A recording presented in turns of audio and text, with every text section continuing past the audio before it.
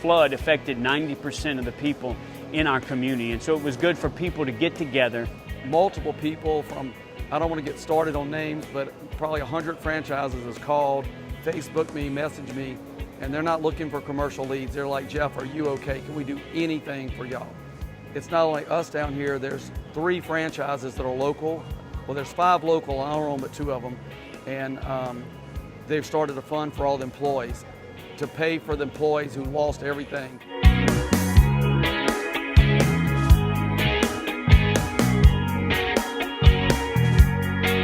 There's approximately 322 units in an 84-building apartment complex. Anywhere between 18 to 48 inches of water had flooded through every unit. The first question we get asked on projects, especially this magnitude, is can SERVPRO handle a loss this size?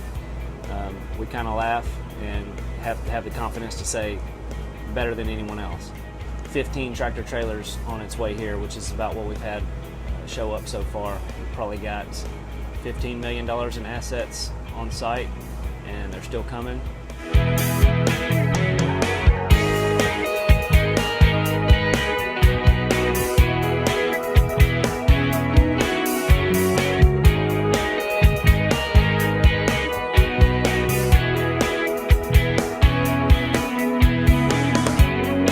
I had a relationship with SERVPRO already, and so there was really no question who we were going to call.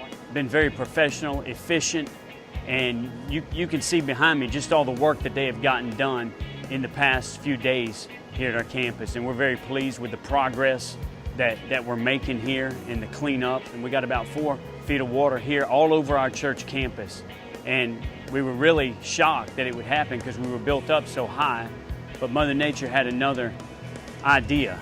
And so we were flooded, completely flooded here at our campus, and we're having to gut everything on our campus from 4 feet and under.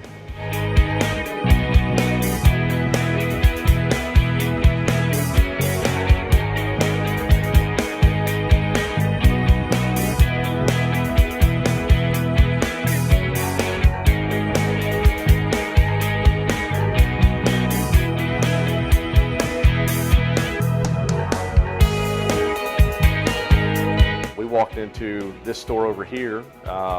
It had about 2 feet of water come through it.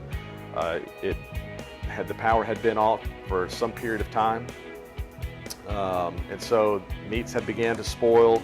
A lot of things that were on the lower shelves had been dumped into the floors.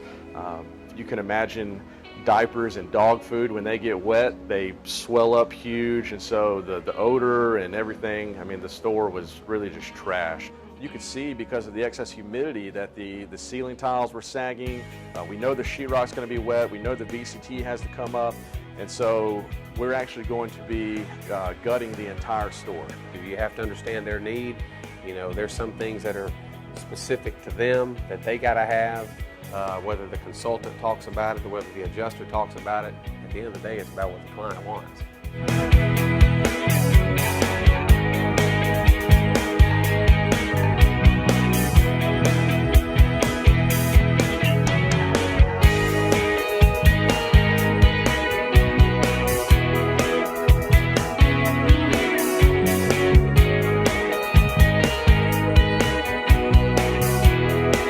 Almost 200,000 gallons of water that was trapped within the auditoriums themselves. You know, we had to do what we could to control the environment here. There was so much high-definition equipment, specialty movie screens, obviously the acoustical ceiling tiles. We knew we had to get the water out. That was number one concern, get the water out. A lot of times on a job of this size, they want to get some testing done to verify that it is floodwater, it is Category 3. And then with that testing, they then go and create a protocol for you to work off of. As you can imagine, with a loss like this, there's an army of consultants and engineers and folks that had to be engaged. Everyone needed it yesterday, and you really have to have all that information at that second when that adjuster is asking for it, when the consultant's asking for it. I have my little mobile office, and I have my printer and my laptop and you know, some office supplies, and you know, when the consultant asked me today, hey, can you print off this protocol? I'm here, I got the printer, I can print that off, and they're very grateful. We ramped up to as much as 100 people a day here so far.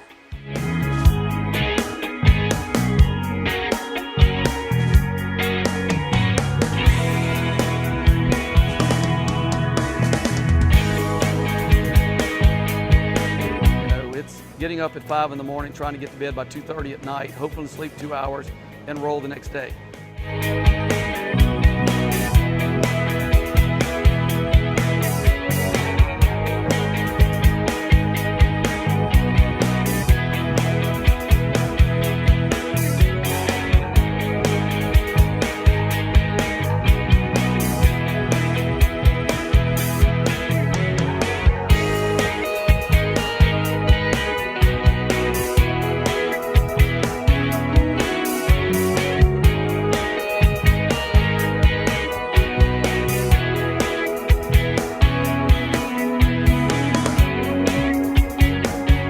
Do 3 or 4 jobs for free for some people just to give back. So it's Team SERVPRO, without Team Corporate coming down, without the Wilsons, the Stones, the VJs, I mean all these people that have called, the Callahans, the Wheats, you know, the David Moores, all that, we wouldn't pull this off. I couldn't do free jobs if I didn't get help on the big one. So, you know, we're hopefully being a blessing to them. We've been able to circle with their family and pray, and I mean, they can't even talk. And when I'm leaving, I can't even talk. But driving down the road, I'm like, hey, thank you, God. This is, you know, that's what's making me kind of smile through the whole event.